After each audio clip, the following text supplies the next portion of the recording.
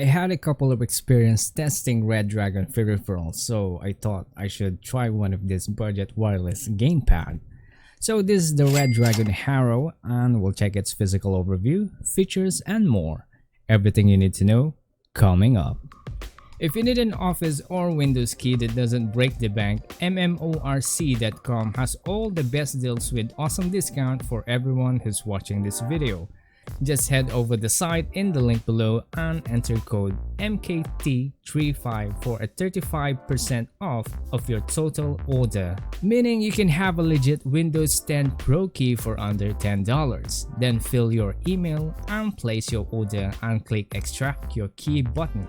After that, just install Windows in your newly built PC and use your new Windows key for activation. And by the way, they also offer antivirus software as well if you're in need of that. For more information, just visit macoyzkie.com, links in the description below.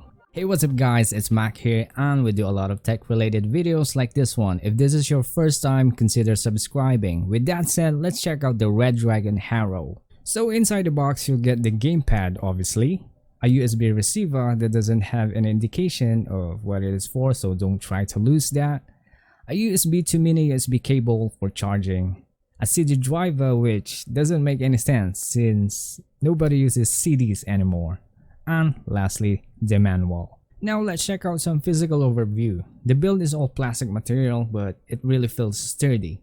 It also has a weight on it, and it seems like this one is packed inside. Well, I guess that's because of the built-in battery.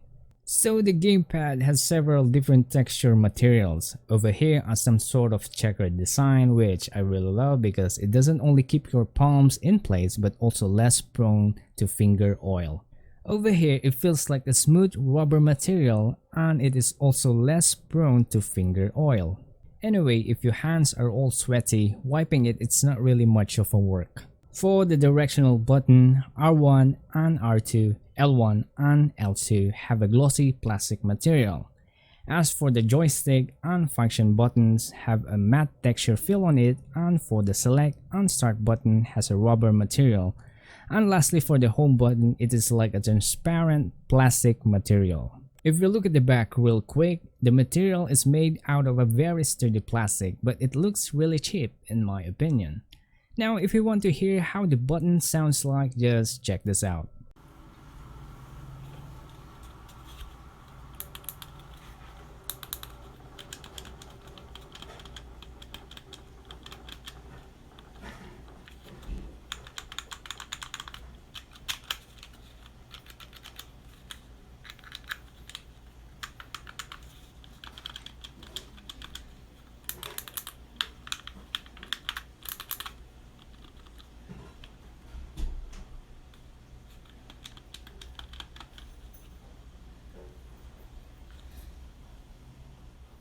So for the features, there's not much to say. So the USB gaming controller is compatible with Android, PlayStation, PSP3, PS3, Windows 10 supporting X-input Xbox 360 games on PC. Operation frequency is in 2.4 GHz with operation range around 7 meter, also with a vibration feedback, 12 active buttons, and built-in lithium battery in 7 volts 550 mAh. If you want to know more detailed specification of this gamepad, just check this out and pause the video. The reason I bought this gamepad is because I wanted to try a gamepad-driven games in my PC where using a keyboard and mouse is not advisable, like fighting games for instance. So installing a gamepad in a Windows 10 PC is very straightforward process. Just plug the USB receiver in your PC and it will be detected automatically.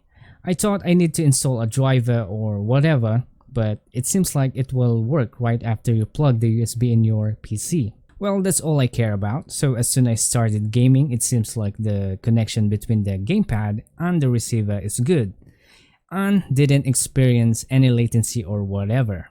But at some point I started to lose some signal, so I thought the receiver was too far.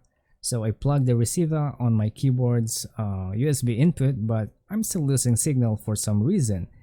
Then I realized that the battery might be low, so I charged it up for an hour and went back to gaming without having to lose signal anymore.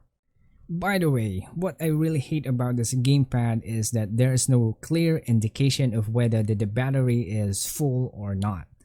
Not the manual nor the website have any information about this, so apparently when it started losing signal, that's the only time you need to charge it up. I know it's a common knowledge, but there's no harm in informing those who needed it. The gamepad will start blinking like this while charging, and the blinking stops when the battery is already full. It took a lot of hours of gaming before the battery depletes, so that's one of the things that I really appreciated about this gamepad. So let me conclude this video by saying this. I love the build, especially the texture in front with the anti-finger oil texture material. I'm not a fan of the buttons though, because it feels like a common plastic that is a spring-loaded kind of button, especially the R2 and L2 buttons. I'm not complaining here, I'm just giving you information what will you get if you purchase one of this wireless gamepad. Though the joystick's clickiness is nice and I love that as well, but the joystick itself is kinda slippery. I'm not sure if this is intentional, but making that rubberized will help. I hope you guys realize that I'm just being picky at that part. Well, for the features, I think the price is reasonable. And if you're a PC gamer looking for a budget gamepad, this is a nice option. So the question is, will you buy this Redragon Harrow gamepad, or do you have a better option with the same price point, of course? Please let us know in the comment section below. If you want to get one of these gamepads for yourself today, make sure you check out the link in the description below.